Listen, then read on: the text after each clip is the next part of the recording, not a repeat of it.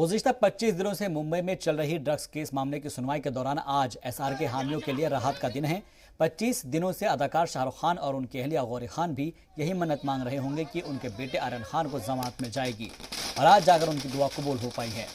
Mumbai high court ने drugs case में आर्यन खान को जमानत दे दी है और जिसके बाद रियासत के वजीर नवाब मलिक ने ट्वीट कर लिखा है कि पिक्चर अभी बाकी है दोस्त। और कुछ ही देर बाद उन्होंने समीर वानखेड़े के हाई कोर्ट जाने पर तंज भी कसा। बता दें कि 3 दिन तक चली सुनवाई के बाद अदालत ने कुछ शराइत के साथ बेल दी है और आर्यन की जमानत की खबर मिलते ही उनके घर मन्नत पर आज ही दिवाली का माहौल नजर आया। मन्नत के बाहर लोगों ने आतिशबाजी की। इस दौरान उनके छोटे बेटे अबराम भी अपने बड़े भाई का इंतजार करते नजर आए। हालांकि आर्यन खान आज जेल से बाहर नहीं आ सके और इसके लिए अभी 1-2 दिन का इंतजार करना पड़ सकता है। बेल मिलने के बाद शाहरुख खान अपनी लीगल टीम के साथ भी नजर आए।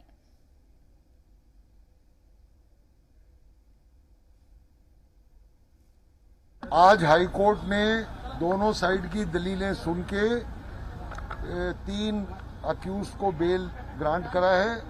Aryan Khan number 1, Arbaaz Merchant number 2 and एक लड़की है उसका नाम है मुनमुन धमेचा। उन तीनों को आज हाई कोर्ट ने बेल दिया है। पक्का डिटेल्ड ऑर्डर कल मिलेगा और मुझे उम्मीद है कि ये तीनों अक्यूज जो है ये कल या शनिचर तक बाहर आ जाए। आज तो बहुत खुश है। दिस इज लाइक दिवाली आज हमारी हो गई है और इन बच्चों की भी, बिकॉज मैं अभी 2 दिन पहले अरबाज से मिलके भी आई थी जेल में and he was so stressed. मतलब वो वेट कर रहा था कि उसका बेल कब सुनेंगे, कब ऑर्डर आएगा वगैरह।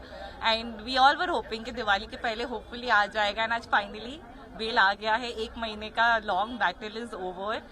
I think we are really happy that the fact that the orders were pronounced today and the fact that we have an order in our favor.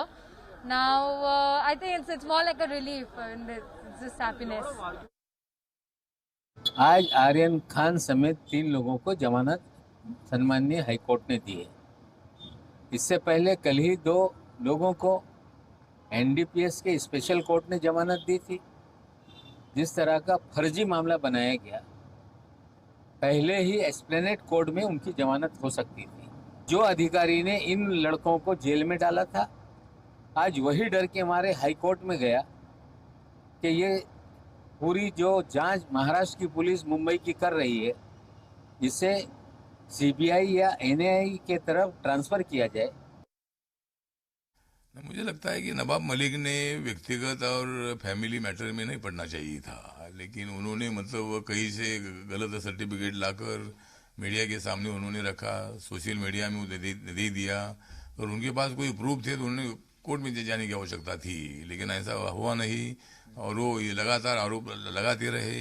एक बात सही है कि उनके पिताजी ज्ञानेश्वर जो वानखेड़े है वो मतलब दलित समाज से आते हैं और उन्होंने मुस्लिम औरत के साथ शादी की, बात सही है।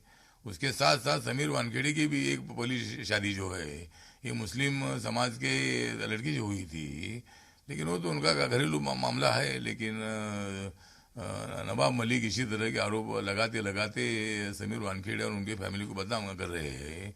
उन्होंने अपने आरोपों को रोकना चाहिए और फिलहाल उनको अगर कोई बोलना भी है उन्होंने कोर्ट में जाना चाहिए।